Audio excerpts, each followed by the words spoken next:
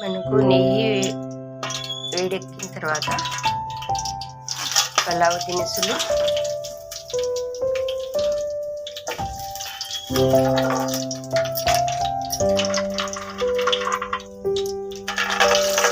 గాజు,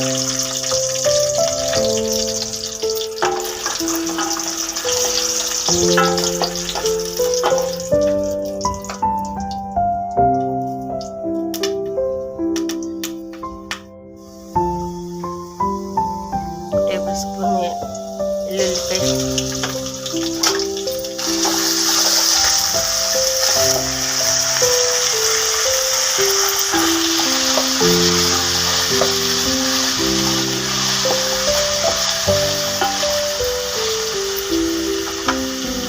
అల్లం వెల్లుల్లి పేస్ట్ కాస్త మంచి స్మెల్ వచ్చేదాకా ఏగనివ్వాలి. దీనివల్లే మనకు కిచిడికి టేస్ట్.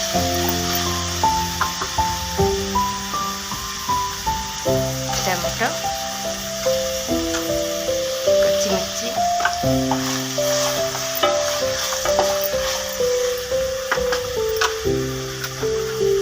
పుదీనాకు,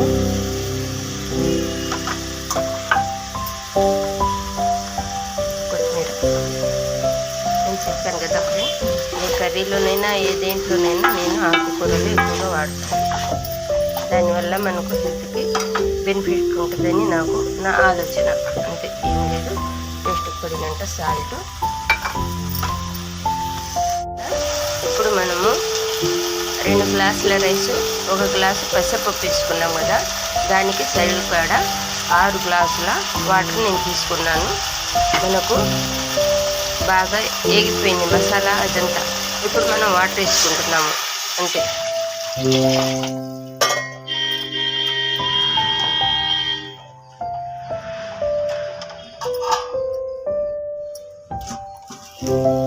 ఎసురు ఇలా మరుగుతుంది ఫ్రెండ్,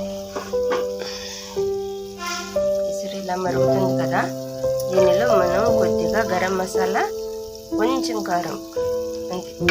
ఆ తర్వాత మనము రైసు, పెసరపప్పు ఇలా తీసి పెట్టుకుని, ఆ నల్లగా కనిపిస్తున్నవి పెసరు కొంచెం వేగినవి గింజలు, మీరు వేరే విధంగా అనుకోవద్దు. అలా చూడండి అంతే. ఏం లేదు, ఇలా జల్లెల్లో తీసుకుంటే మనకు వేస్ట్ పోకుండా చక్కగా పడతాయి, గింజలు వేస్ట్ పోకుండా ఉంటాయి.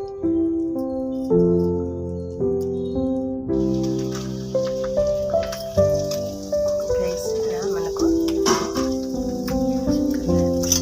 కిచిడి అయిపోయింది. కొంచెం నెయ్యి అంతే నాన్న, ప్రోటీను కిచిడి రెడీ.